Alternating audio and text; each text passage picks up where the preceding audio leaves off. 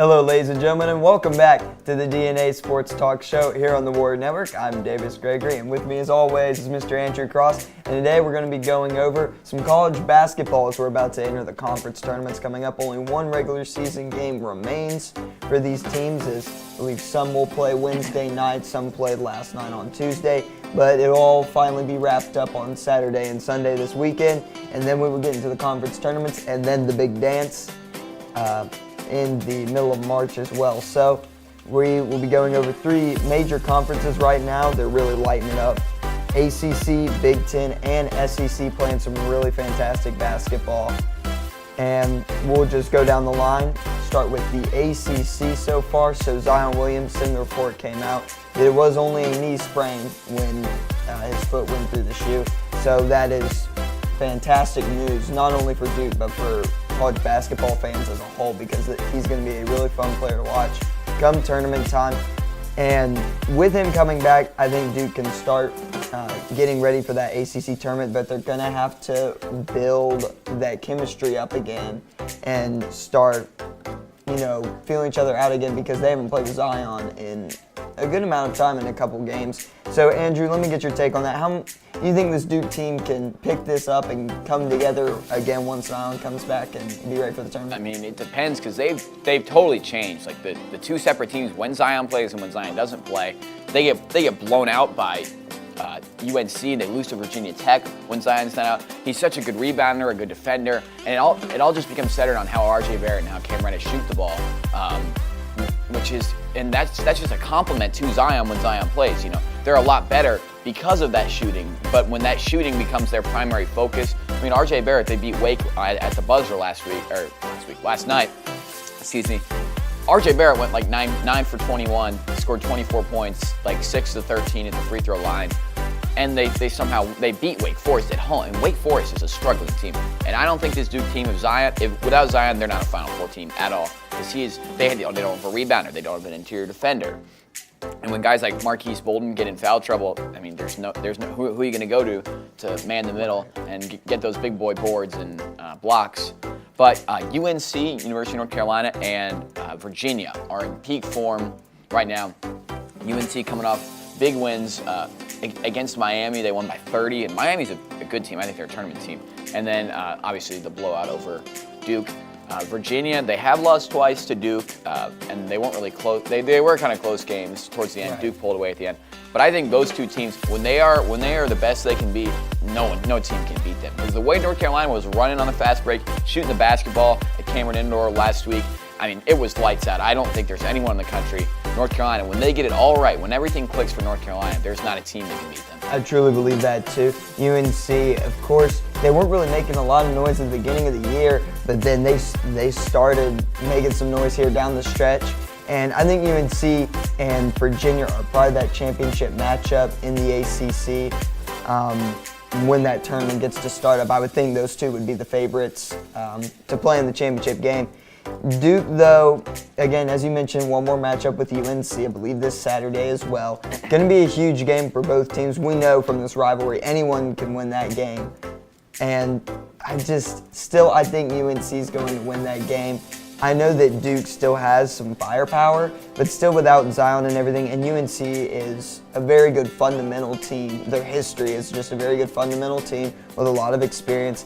And of course, as you mentioned, they beat that Duke team by a lot at Cameron Indoor. 17. So when I see UNC going into this ACC tournament, I'd have to say that they are my favorite to win the ACC championship. I think I have Virginia as my pick, but we're going to move on. Big Ten. One of the, not necessarily, the Big Ten's having a great year. They're not necessarily known for being a basketball conference, but overall, the number of teams that they have that could get into the tournament, it's just unreal. And we're talking about, Indiana, who's a 500 team, but because they have such good wins, they're going to get into the tournament, I think. But Michigan State, Michigan, the two rivals are the two favorites going into this tournament. Obviously, Michigan State and Michigan, they're huge rivals, and they're both great, well-rounded basketball teams. Cassius Winston running the point for Michigan State. And Michigan, of course, coming off that national championship appearance, they have not disappointed at all. They've only lost two or three games all season long. Wisconsin, they've come back up from the ashes. They used to be in the top 25 at the very beginning. They kind of fell out a little bit, and then with some big wins, they got themselves back into the top 25. And then the wild card Indiana, they have wins, 2 wins over Michigan State, and also a win over Wisconsin. But they're a 500 team. Their losses are bad, but their wins are good. So I mean, how does that team play? They have Romeo Langford, who was projected to be a first-round pick in this upcoming NBA draft. I don't really think that Indiana is a lock to make the tournament, but I think they can make some noise in this Big Ten tournament. And if they make it, if everything goes right, just another team. If a lot of things go right for Indiana, they could make some noise. But I got to go Michigan to win this Big 12 tournament. As you mentioned, Michigan State lost a lot of players last year. They drafted some big names. Jaren Jackson Jr. is on the Grizzlies, and then Miles Bridges, who is also on the Charlotte Hornets.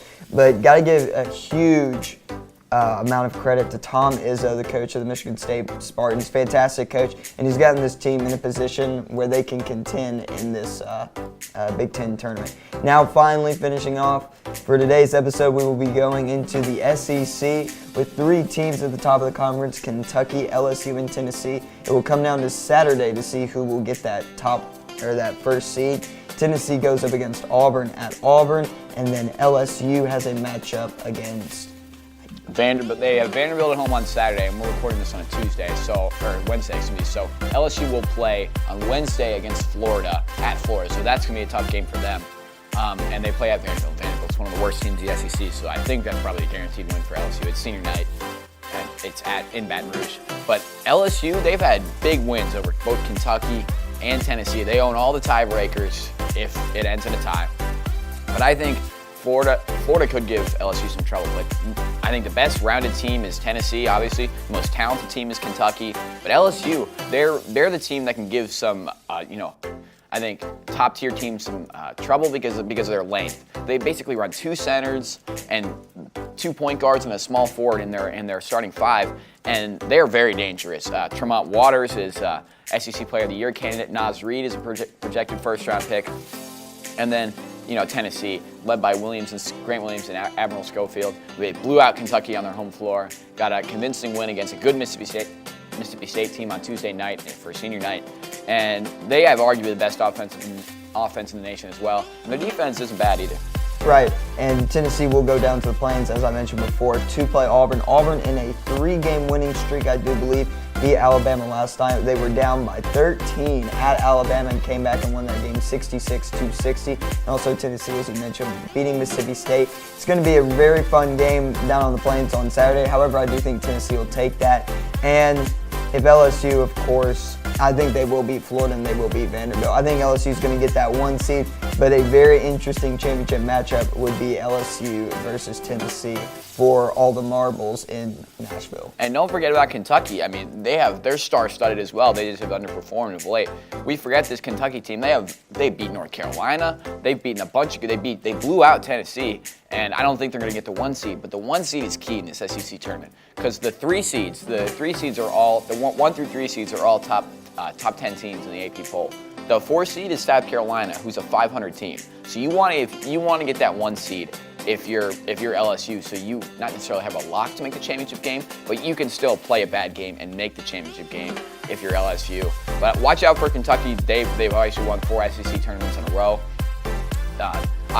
Last year it was Tennessee that was the favorite. Tennessee and Auburn that was the favorite. Auburn didn't even show up in the championship game. Tennessee made it and lost. But I still think Auburn can still make some noise. They've underperformed all season. They've got the firepower. It's just, do they have the will and the defense to make a run in the SEC and the NCAA tournament? Right, and the big thing with them, I think, is their ball movement. They got to get the ball moving around. They got to get their shot going. That's the big thing with Auburn. A very streaky team, but they are on a winning streak as of late with those 3 wins that we mentioned before. So, big games on Saturday, big games tomorrow as well. We hope to bring you some March Madness and our tournament predictions once the Big Dance bracket comes out. And till then, thank you all for tuning in to this episode of DNA Sports Talk Show here on the Warrior Network, and we will see you next time.